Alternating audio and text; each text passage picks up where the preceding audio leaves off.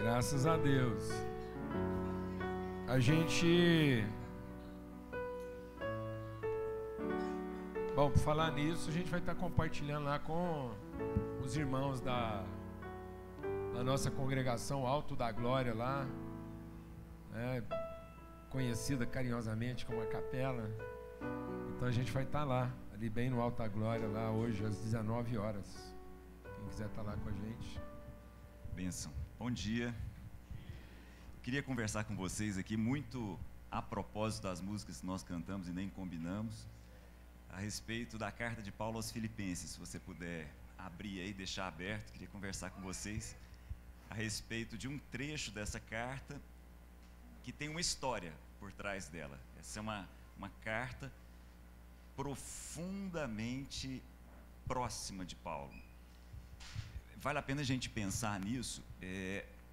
Das cidades que Paulo passou plantando igrejas, a igreja de Filipos, a igreja que nasce na cidade de Filipos, é uma igreja que rompe uma divisória, que rompe uma barreira.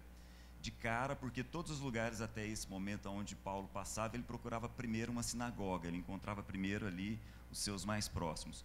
Em Filipos, quando ele chega, o máximo que ele encontra é um grupo de mulheres que se reunia próximo do rio Cângides ali, na cidade de Filipos, e tinha um momento de oração. Era o máximo que ele conseguia encontrar de espiritualidade naquela cidade ali, que ele pudesse começar a lançar uma semente, né? A cidade de Filipos é muito provavelmente a primeira cidade que Paulo chega e tem que lidar com a língua latina, porque Filipos é a cidade que faz a fronteira entre o que é o Ocidente e o que é o Oriente na vida de Paulo.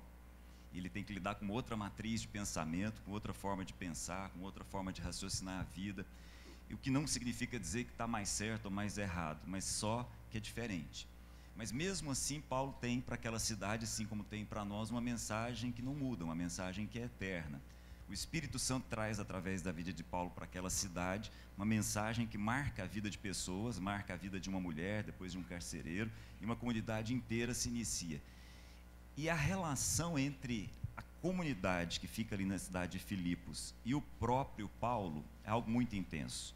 Quando Paulo escreve essa carta que nós vamos ver em parte aqui, ele já desde o início ele diz: Deus é minha testemunha, escrevendo aos Filipenses, Deus é minha testemunha de como tenho saudade de todos vocês, com profunda afeição de Cristo Jesus. A relação de Paulo com essa igreja não é uma relação como ele tem com as outras de uma forma geral. A cidade de Corinto é uma relação próxima, Paulo passou muitos anos lá, mas não havia essa mesma proximidade, e talvez seja exatamente pelo que nós vamos perceber agora aqui. Nós vamos ver uma parte da carta, e essa parte da carta está inserida dentro de uma história. É bom que a gente entenda isso. De onde que essa carta surge? Essa carta é a devolutiva de gratidão de Paulo para aquela comunidade. Então, só para a gente se inserir nesse momento. Paulo está preso, ele deixa isso bem claro. E pela forma como ele escreve a respeito da guarda pretoriana, pela forma como ele escreve a respeito da casa de César, a gente percebe que ele está preso em Roma, como a gente já também acompanha em Atos. Ele está preso em Roma, aguardando um julgamento. E detalhe, quando a gente fala nesse momento da história, julgamento não tem a possibilidade de ir preso. Paulo está sendo julgado e ele tem duas possibilidades: ser solto ou ser degolado. Não tem meio termo. O crime nesse momento não era punido com prisão, não havia cárcere para prender como forma de punição. Então ele está lá, e ele inclusive escreve e diz: olha, eu não sei qual vai ser meu veredito, eu tenho a impressão que eu vou ficar mais um tempo por aqui, mas se não for também, morrer para mim é lucro, eu caminho. Por causa de vocês eu acho que vou ficar, mas eu não sei. Então Paulo está convivendo todos os dias sem saber se vai continuar a vida ali. E vai colocar nessa carta coisas muito próximas, de gente que está andando junto de fato, né? A carta de Paulo aos Filipenses é exatamente isso. Mas Paulo está preso e recebe, esse é o ponto que eu queria comentar com vocês. Paulo recebe duas ofertas. Paulo está preso lá em Roma e recebe a oferta dessa igreja de Filipos para as necessidades dele. mas recebe também uma segunda oferta, que é esse o ponto que eu queria conversar. Recebe uma pessoa, e a pessoa era também a própria oferta. Muito semelhante à imagem que nós conversávamos ontem, a respeito do autor de Hebreus, que cria a imagem de Jesus entrando num tabernáculo invisível e sendo ao mesmo tempo a oferta e o ofertante. Então a gente tem essa figura, sacrifício e sacerdote. A gente tem aqui essa figura que é Epafrodito, um nome diferente para nós, né? Diferente para a nossa cultura, talvez seja o masculino de Afrodite, o nome mais comum naquela época, mas o fato é o seguinte: a igreja de Filipos encarrega Epafrodito de levar uma oferta a Paulo e ao mesmo tempo ser uma oferta a Paulo na prisão. Isso é muito significativo, porque a maneira como Paulo vai interpretar essas duas atitudes deve nos ensinar. É esse o meu ponto aqui com vocês. Então, à medida que Epafrodito faz essa viagem de mais ou menos um mês, de Filipos a Roma, uma viagem difícil, não é como a gente faz viagens hoje. À medida que ele faz essa viagem, a saúde dele vai ficando debilitada, ele acaba chegando em Roma para entregar a oferta a si mesmo, adoece muito, fica a ponto de morrer. Paulo diz: eu quase tive tristeza sobre tristeza, porque ele quase morreu mesmo. E ele ficou pior ainda quando ele ficou sabendo que vocês ficaram sabendo que ele estava doente. Aí ele ficou mais preocupado ainda, porque não dava simplesmente para mandar um e-mail e dizer: estou bem, né? Eles receberam a notícia de que a doença era séria, era de morte, não estava resolvido, né? Enfim, mas aí Paulo diz o seguinte a respeito dessas duas ofertas, e é esse o ponto que eu queria conversar com vocês. Então, se você puder abrir a sua Bíblia lá em Filipenses, no capítulo 4. Filipenses capítulo 4. Apesar disso, versículo 14. Apesar disso, vocês fizeram bem em participar das minhas tribulações. Apesar disso, o quê? Um pouco antes aí na carta, Paulo diz: olha, estou preso, mas é o seguinte, eu aprendi a viver com e sem.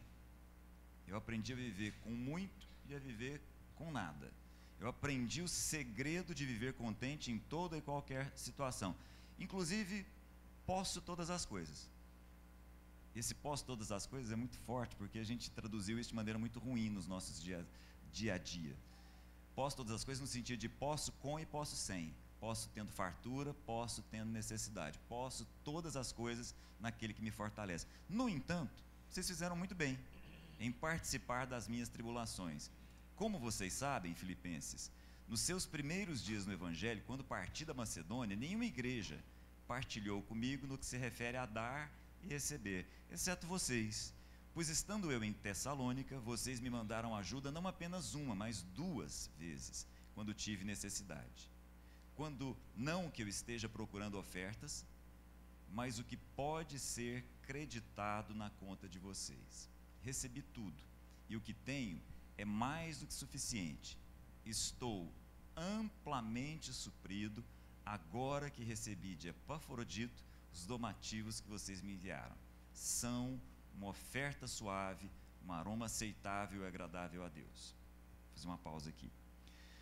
Como isso não é muito próprio da nossa cultura, as palavras que Paulo está utilizando aqui são palavras dele, um judeu que entendia e que sabia muito bem qual era o linguajar dos sacrifícios e ofertas ali, no primeiro século.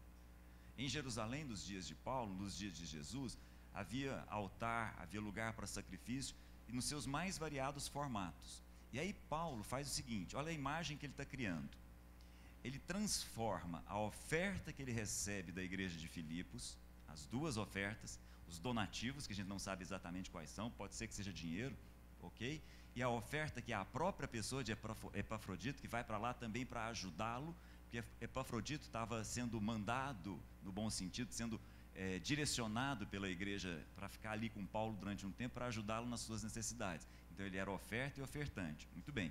Aí Paulo pega essa imagem e diz assim: isso é muito parecido, isso é muito próximo de uma outra forma de sacrifício que é feita desde os tempos do Antigo Testamento e chega até hoje aqui.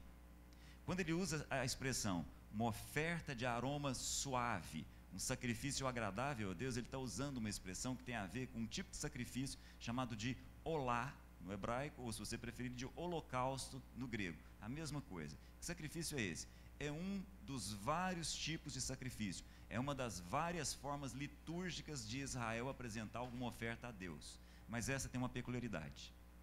Esse tipo de oferta era aquela que era colocada no altar e era toda queimada, daí o nome holocausto, causto queimado, olo toda. Então ele está dizendo assim, olha, o que eu recebi de vocês, eu recebo como um holocausto, tanto a pessoa quanto a oferta.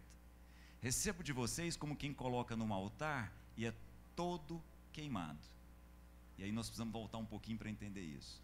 Isso não é uma oferta no sentido de criar uma conta de crédito e débito com Deus, como quem diz assim, estou fazendo aqui para o Senhor e agora o Senhor me devolve. Não, é uma oferta de quem se coloca diante de Deus e está pronto para simplesmente submeter absolutamente tudo ao invisível.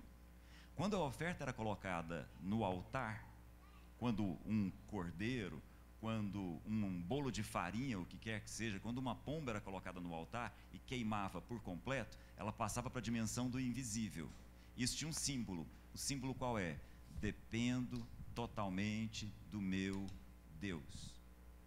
Eu vivo a vida não a partir do que eu vejo, eu vivo a vida a partir do que também os meus olhos não podem ver. Esse era o símbolo do holocausto. O holocausto era um sacrifício de fé. O holocausto tinha uma imagem. O holocausto, isso é interessante, o holocausto não era um sacrifício em que o sacerdote levava absolutamente nada para dentro do tabernáculo, porque ele poderia ser visto e acompanhado por todas as pessoas de uma forma geral. Então, se eu resolvo oferecer um holocausto, todo mundo que quiser ver está vendo aquele sacrifício tomando a dimensão do invisível, virando fumaça e subindo como um aroma agradável a Deus. E aí Paulo diz assim, isso que era feito lá, está sendo feito aqui. E é isso que todo mundo deveria aprender. Não é uma oferta de quem troca, é uma oferta de quem se oferece. Não é uma oferta de quem busca alguma coisa porque simplesmente lhe falta algo, mas é uma oferta de quem percebe que tem algo e abençoa porque tem. E aí Paulo termina dizendo assim, o meu Deus, guarda isso com você, é o final, o meu Deus suprirá todas as necessidades de vocês de acordo com as gloriosas riquezas em Cristo Jesus. O que Paulo está nos dizendo é algo que Jesus também transformou num símbolo importante. O que Jesus está nos ensinando, e o que Paulo está nos ensinando, é que há um tipo de atitude em relação à vida. Há uma forma de enxergar a vida, não como quem é copo, e sim como quem é fonte e se transforma em rio. Quando Jesus conversa com aquela mulher samaritana e ela fala para ele a respeito de água, e eles estão conversando a respeito de água, ele diz para ela assim, olha, eu tenho para você uma água diferente, uma água que te transforma em fonte. Eu tenho para te dar uma água que você não vai precisar de mais voltar aqui para tomar dela, porque ao tomar da água que eu tenho para te oferecer, você passa a ser a fonte que vai tirar a sede de várias outras pessoas aqui em Samaria mesmo, lugar onde você está. Então, quando Paulo usa essa imagem, ele diz assim, vocês entenderam. Vocês entenderam.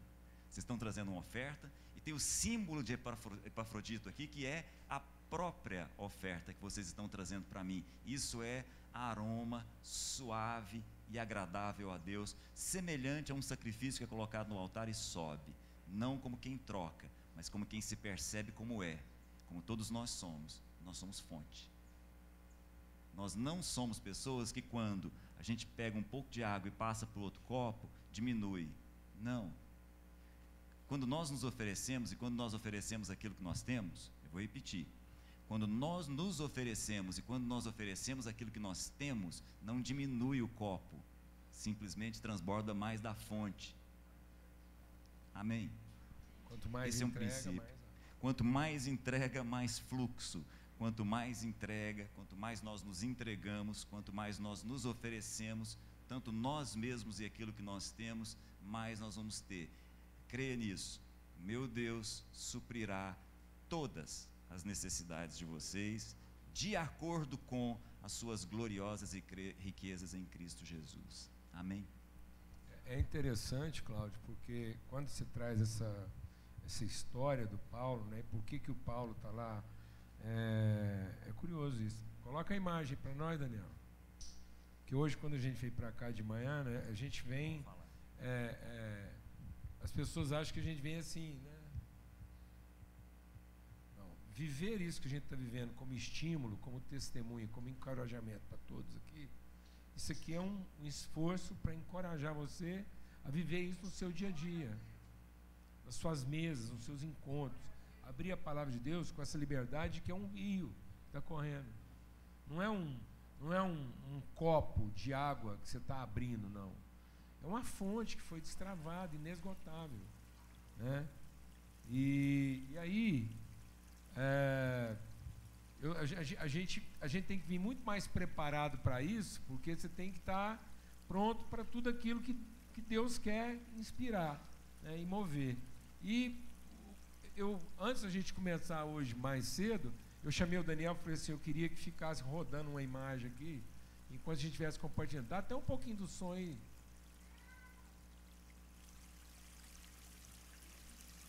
Está escutando? Essa é a musiquinha que a Lana dorme. Cutuca ela aí, Lucas. Não, daqui a pouco está dormindo a mulher.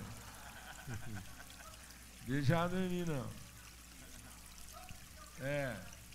Entendeu? Então, e aí, maravilhoso ver isso, né? Porque esse desejo de estar à beira do rio. A igreja de Filipos nasceu à beira do rio. Legal isso, né? Porque me ocorreu aqui agora, porque ele encontrou Lídia com as mulheres à beira do rio. Ele foi lá na beira do rio encontrar. Então ele encontrou essa igreja que estava lá à beira do rio. E aí, o texto todo de Paulo, a igreja de Filipos, eu acho que é por isso que ele tinha tanta saudade. Porque a igreja de Filipos tinha um aspecto afetivo, o aspecto da plenitude, né? Porque ele foi recebido na casa de Lídia, ficou lá, ela trabalhando e alimentando. Então acho que teve muita mesa, teve muita coisa. Depois o carcereiro levou para casa e trouxe todo mundo. E aí Paulo fala disso, né? Seja salvo tua casa. E se você não levar essa perspectiva do evangelho para sua realidade de vida mais íntima, entender o rio lá dentro da sua casa, você vai ficar carregando a sua família aí para encontrar solução em muitos lugares. Sendo que a sua família não é para ficar procurando solução, ela é a solução. Lá é a fonte. É o lugar onde as coisas acontecem, ali na mesa da sua casa. É ali que está a cura, está a revelação, está a Eucaristia, está a comunhão dos santos. É isso que tinha na igreja primitiva. Eles estavam no templo, mas estavam de casa em casa. Então, se isso aqui que a gente está repartindo não tiver lugar lá na sua mesa, se você chegar na sua mesa lá e querer alguma coisa pronta, abrir um enlatado, não vai funcionar. A gente morou no Reino Unido e lá era curioso. Porque lá era o seguinte, até hoje lá é assim, a comida in natura é bem mais cara do que a comida industrializada.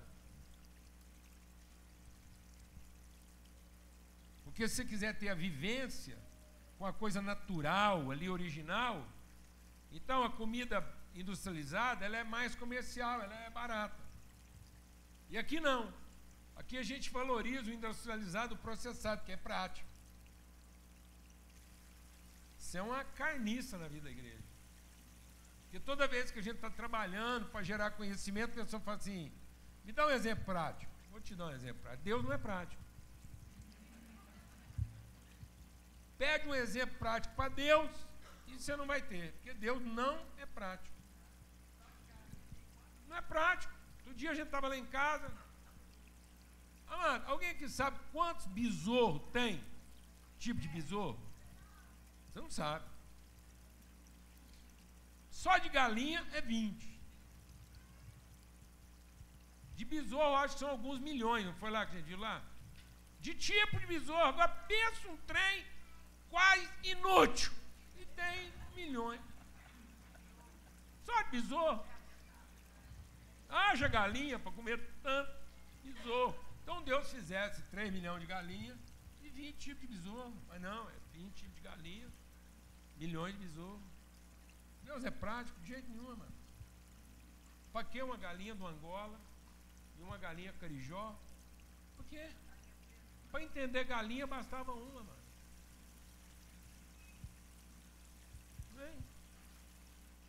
Para entender ave, bastava juntar uma galinha com um pato, com andorinha, com codorna, pronto, uma ave, tudo misturado. Alguém aqui sabe quem é o rei da selva? Você não sabe. Aprendi com meu genro agora, nesse período que a gente passou na Amazônia. Nosso genro é major do exército, especializado em selva. Aí a gente estava lá falando sobre os animais da selva. Falei assim, você não sabe quem é o rei da selva? Falei, não é o leão? Não é o tigre? Não é a onça aqui na Amazônia? É a onça? Ele falou, não, é o pato. É o pato. Porque o pato não voa, mas voa quando precisa.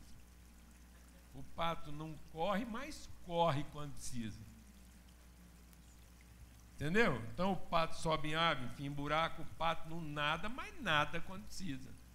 Não precisar, ele mergulha. Mas não é mergulhador. Então ele é o rei da selva, porque ele tem um pouquinho de cada coisa e ele se livra dos seus predadores, porque ele é uma galinha que nada, entendeu, né? Ele é um passarinho que anda, ele é um negocinho meio... ele é meio híbrido. Então ele é o rei da... Para o pessoal do exército, ele é o rei da selva. Você nem imaginava. Agora todo mundo vai querer pagar o pato. E agora você não vai mais chamar o cara de pato como se ele fosse um trem. Né? Tá vendo? Porque ele é multifuncional. Então, tá bom, o pato poderia ser esse trem que simbolizava, mas Deus não é prático. Não tem nada de prático no abacaxi. Tem numa banana, mas não é. Então, por que toda fruta não é igual banana? Laranja podia vir no formato da banana. Abacaxi podia vir no formato da banana. Aí Deus era prático. Compensação, nós não ia poder ter abacaxi porque já ia vir amassado, igual banana. Alguém está entendendo o que eu estou falando? Não. Tem alguma coisa prática num coco? A água está do lado de dentro? Não tem. Eu estou falando coisa séria, amado. Nós temos que ser libertos, porque Deus quer te ensinar a vivência, a relação. Ora, se Deus é prático, se ele fosse prático, ele não nascia com cabelo, nascia com placa solar. Não precisava comer. Tem alguma coisa de prática em gerar um ser com fome, que precisa parar a cada 3 horas para comer um negocinho? Ou Deus não sabia disso? Ele já tinha inventado o drone, não mandava mandar o Epafrodito. Aí tem uma coisa prática. Um cara vai lá como mensageiro da oferta, fica doente. Deus não é prático. Olha, como é que o cara que vai levar a oferta para consolar o outro fica doente, quase morre? Não tem nada de prático nisso. A família preocupada, está lá em Filipos, o outro está lá em Roma. Tem alguma coisa prática de um cara que está internado numa cadeia, doente, fraco, e o cara que vai lá consolar ele, fica quase doente, quase morre e lasca com tudo de pau. Tem que falar, Deus, agora segura aí, que eu não estou conseguindo te acompanhar. Então, nem só agora por misericórdia do Epafrodito, agora é comigo.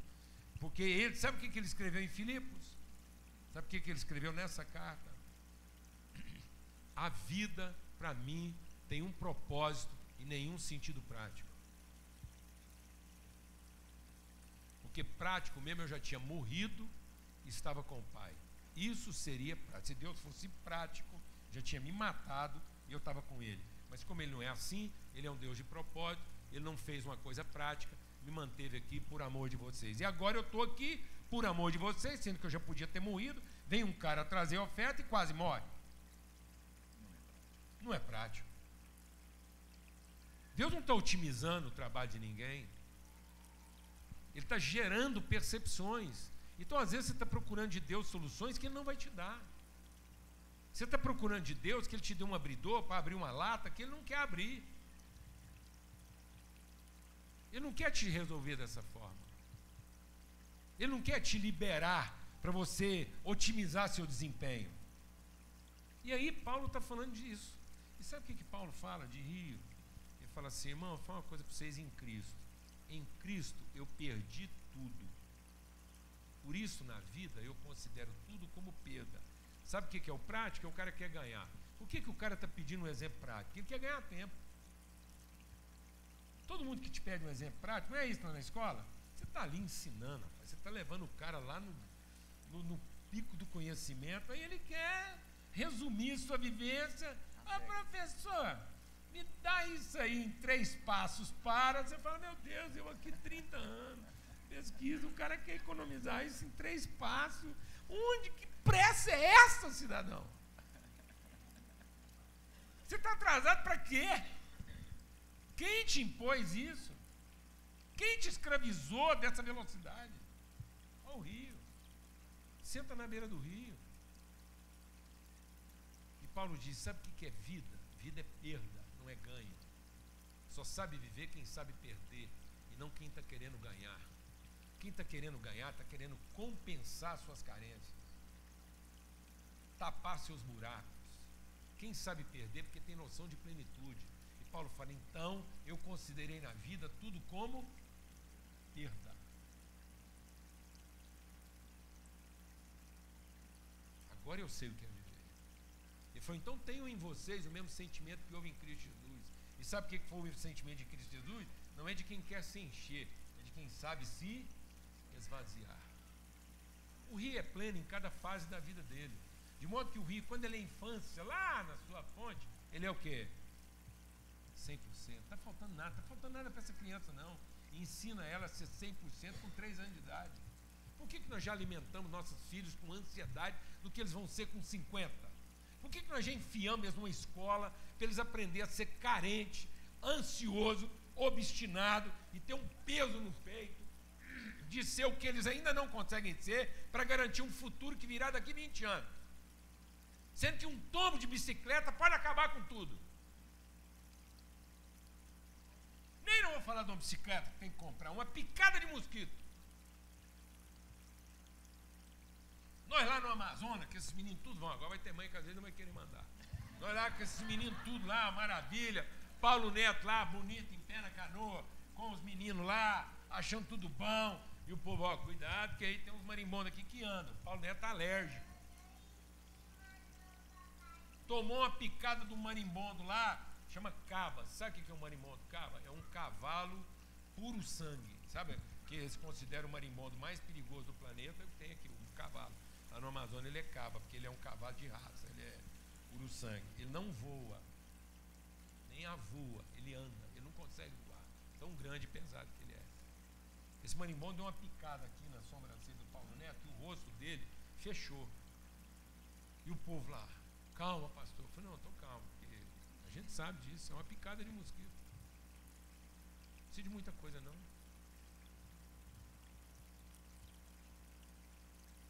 É um besouro que tem alguns milhões. Não precisa de um osso de galinha que tem só 20. Amém, amado? A vida é uma fumaça. A vida é rio. É uma conexão bendita e fluida entre origem e destino. Você só precisa saber de onde você nasceu e até onde Deus quer te levar. E quando você chega no seu destino, o rio é fumaça, coisa mais linda. E aí, o rio, quando chega no seu destino, ele vira o quê? Ele vira fumaça. Ele evapora para realimentar as fontes. Então, o que você está querendo da vida? Está querendo dinheiro, garantias. Não empobreça querendo garantias. Não empobreça querendo ganhar. Seja o fluxo que Deus quer que você seja. Você nunca vai estar preparado para tudo que você pode ter se você não sabe perder o que você já tem. Vou repetir, porque às vezes você não escutou. Você nunca vai estar preparado para ter tudo que Deus te fez para ter se você não aprender a perder o que você já tem. Porque o que você já tem está ocupando o lugar daquilo que pode vir a ser. Isso era o maná. O maná guardado para o outro dia apodrecia. Não coma enlatada a comida de ontem. E nem sofra a fome da comida de amanhã. Porque a fome da comida de amanhã está fazendo você guardar a comida de ontem. Vou te dar um exemplo prático. A gente assumiu um patronato com 100 crianças. Eram 100 crianças, tudo órfão. E lá nesse patronato tinha os escaninhos. Eu já contei a história, mas vou contar de novo. Tinha uns escaninhos, sabe aqueles armarinhos de aço? Cada interno do patronato tinha um escaninho. E o patronato, durante muito tempo lá, viveu uma crise de muita miséria, muita pobreza. Porque quem tomava conta lá oprimia os alunos. Não faltava recurso, mas tinha muita opressão. Então criava porco, criava galinha, tinha vaca. Mas os administradores, a equipe que administrava, matava o porco, por exemplo, ficava com a carne e os internos só ficavam com a banha.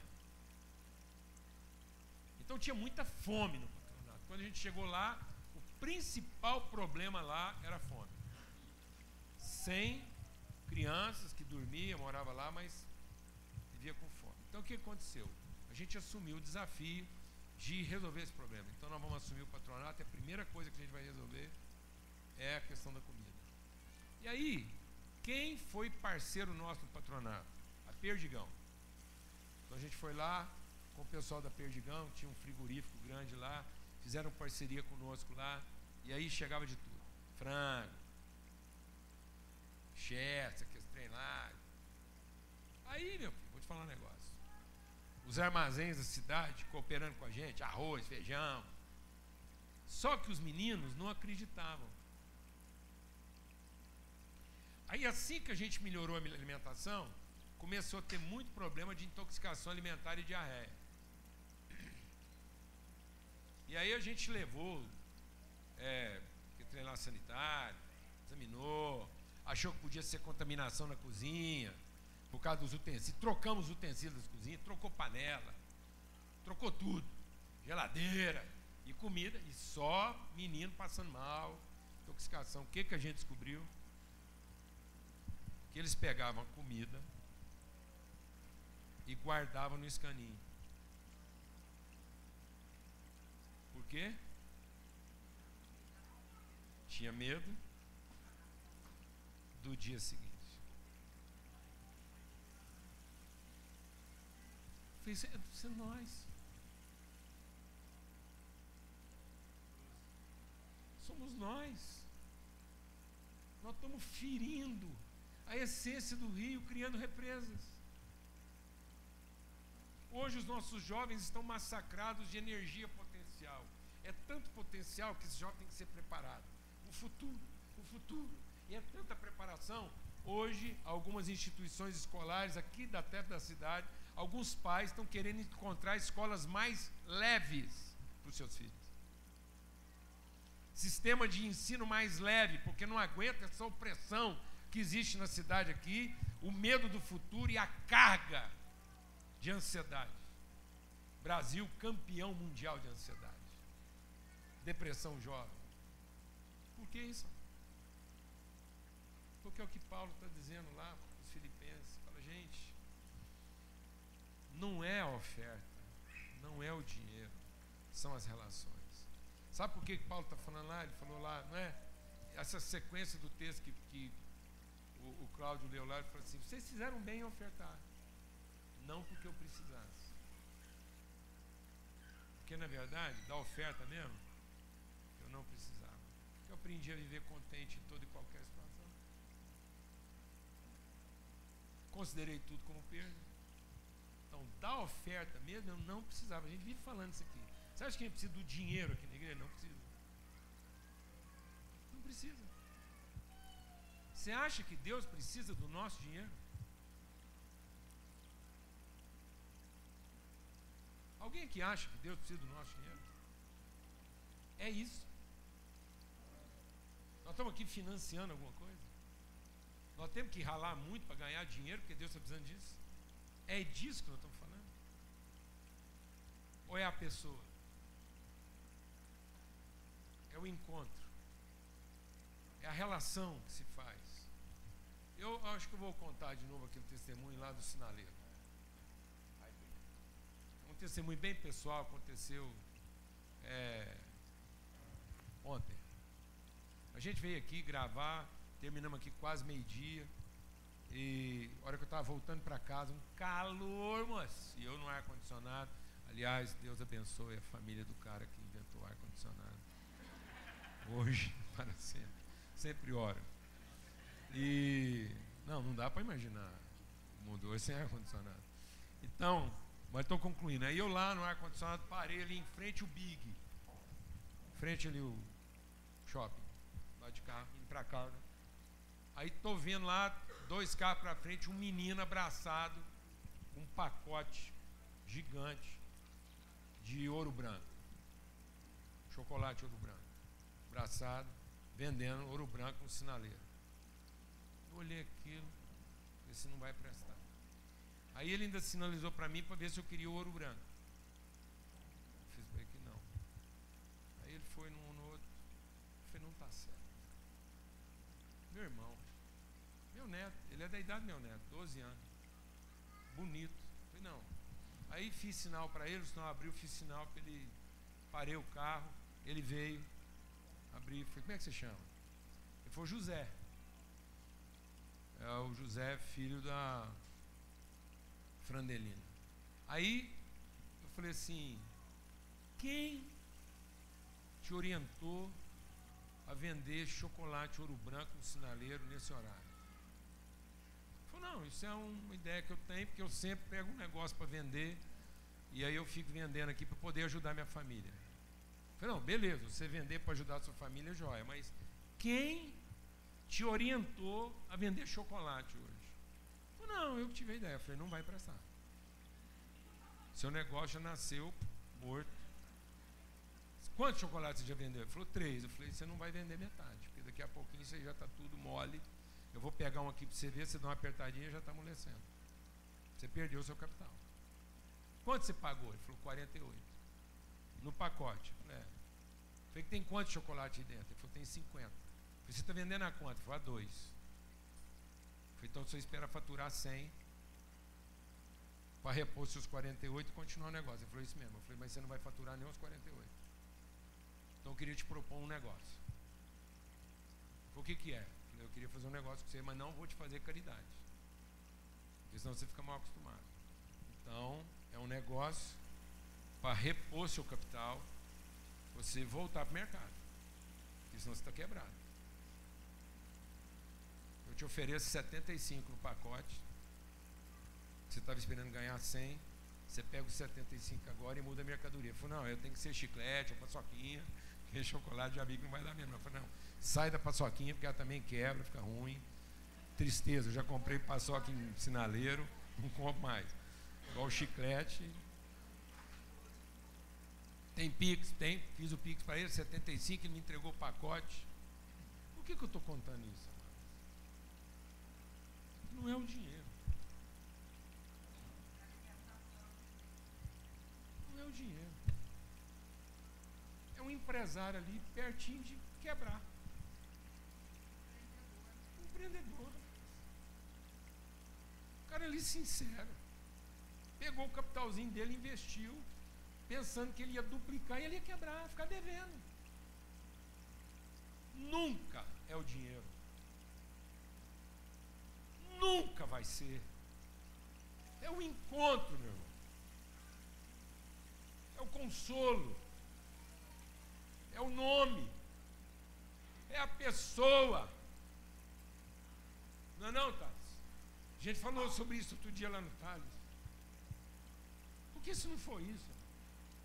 Deus tinha feito a gente com um guarda-chuva que abria só começava a chover. Já vinha incorporado no equipamento. Está me entendendo isso ou não? Já era placa solar, mas. Ou Deus não ia saber fazer isso? Então põe uma coisa de uma vez por todas na sua cabeça. Deus não é prático. Deus é Deus de práticas. Ele mandou você colocar em prática, mas nunca mandou você ser prático. Ele nunca mandou você economizar, tentando ser prático. Ele mandou você praticar até a exaustão. E praticar a exaustão é esvazie-se, esvazie-se, esvazie-se. Tem o mesmo sentimento daquele que, tendo Deus como direito, se esvaziou, até ser achado na forma mais humilhante. Se você não sabe perder o que Deus está te dando, você não está apto a possuir tudo o que Ele quer te dar. Porque isso ocupou na sua vida o lugar dEle. E Deus não vai disputar o lugar dEle com aquilo que Ele te deu. Se você não sabe perder filho, você não sabe ter filho. Se você não sabe perder esposa, você não pode ter esposa. Se você não sabe perder marido em função das pessoas, você não pode ter marido. Se você não sabe sacrificar mulher, marido, filho, casa, tempo, recurso em favor das pessoas, então você não pode ter nada disso. Porque isso faz mal. E Deus mesmo vai encarregar de te tirar tudo isso. Não precisa nem culpar o capeta. Amém, amados? Em nome de Jesus. Glória a Deus por essa palavra que nós estamos sendo exortados aqui. Fizemos bem, fizeste bem. Então vamos ter uma palavra de oração, vamos agradecer a Deus. O privilégio, ser inspirado por esse testemunho, por esse rio. O rio é a conexão entre origem e destino. O rio é aquilo que Paulo falou. E todos nós que já somos perfeitos, vamos deixando para trás o que é de deixar para trás, para que possamos avançar para o que está à frente da gente. Cláudio deu esse testemunho, né, Cláudio? Essa é uma mensagem muito forte da própria carta, né? Parece até que Paulo está jogando com as palavras, né? Eu que sou perfeito, mas ainda busco perfeição. Eu que já fui alcançado e busco alcançar. E vou deixando o que já alcancei. Só pode ser um rio. É o rio. Só pode o rio vai deixando para trás para alcançar o que ainda não alcançou. E ele só pode alcançar o que ainda não alcançou porque ele já é aquilo que ele foi feito para ser. Então eu posso buscar o aperfeiçoamento, porque não estou aperfeiçoado, mas já sou perfeito para buscar a perfeição para a qual eu fui destinado. Amém? Graças a Deus. Pai, muito obrigado por esse tempo, pelo teu amor, a tua fidelidade, e que tudo que é perfeito, tudo que é bom, tudo que é de boa fama, se algum louvor existe, se alguma virtude há, seja isso que ocupe o nosso pensamento, o nosso coração. E a paz de Cristo, que excede todo entendimento, guardará nossas mentes e os nossos corações em Cristo Jesus. Essa é a paz que guarda os nossos corações, para que a gente possa considerar nessa vida tudo como perca em favor da revelação de Cristo na vida dos outros. Que a gente não se apegue a coisa alguma para ficar ancorado, ó Deus, aonde o Senhor não quer que a gente fique, mas para que a gente possa ser rio em direção aos nossos irmãos. No nome de Cristo Jesus, Senhor. Amém.